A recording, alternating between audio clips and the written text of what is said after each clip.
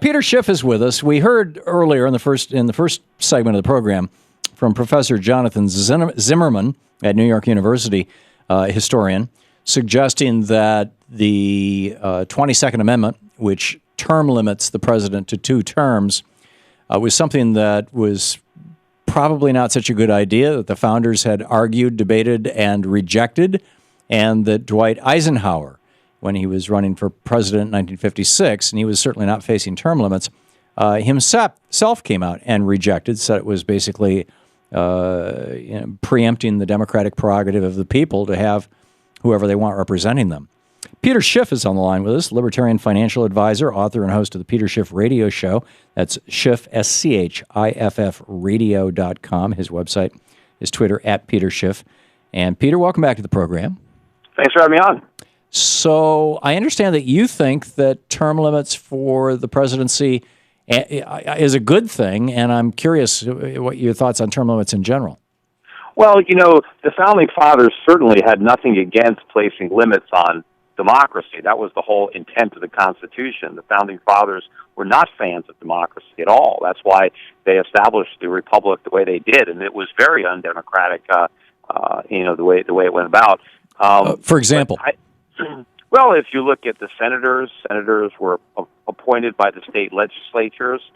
They staggered the terms of senators. But the state legislators were elected. That's democratic. That's small d. Right, but then they appointed. They didn't elect the senators. Right. The president and the vice president were not elected directly by the people. They were elected by the Electoral College, which was a much more deliberative body than it is today. They actually, there actually was some.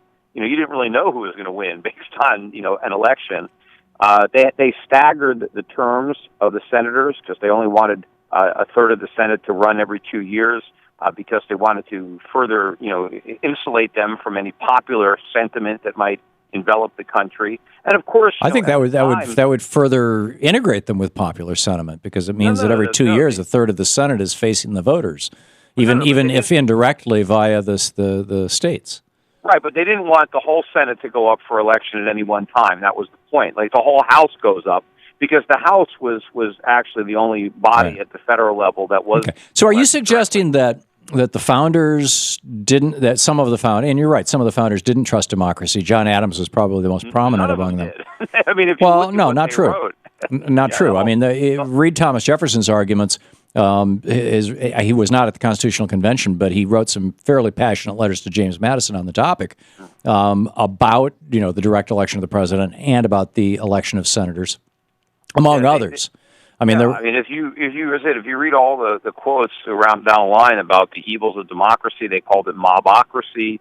That's why it was set up as republic. And if you look at voting, even on the federal level, the states at the time of the Constitution all had property taxes, poll taxes, literacy tests. I mean, there were lots of restrictions. Actually, not all of them did. You couldn't vote until you were 21, first of all. You had to be male and you had to be 21. There were all sorts of things that they did. Peter, respectfully, you're wrong. There's nothing in the Constitution that says that you have to be male in order to vote. The 21, I'll give you that. There were women who were voting at the time of ratification of the Constitution, particularly in Delaware. There were African Americans who were voting. There were even Native Americans who were voting in some of the states. Most of the restrictions that came in that you're describing came in after 1800, not before 1800.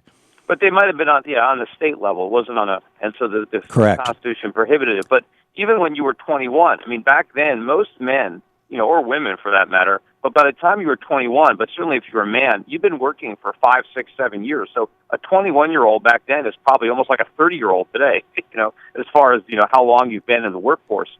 So are you suggesting that this somewhat dystopian view of democracy that you're characterizing some of the founders as having had is what we should be hewing to, that we should remove the we should, move away from democracy, that we should undo the 17th Amendment, for example? Well, the reason, look, the founding undo the fathers 19th Amendment?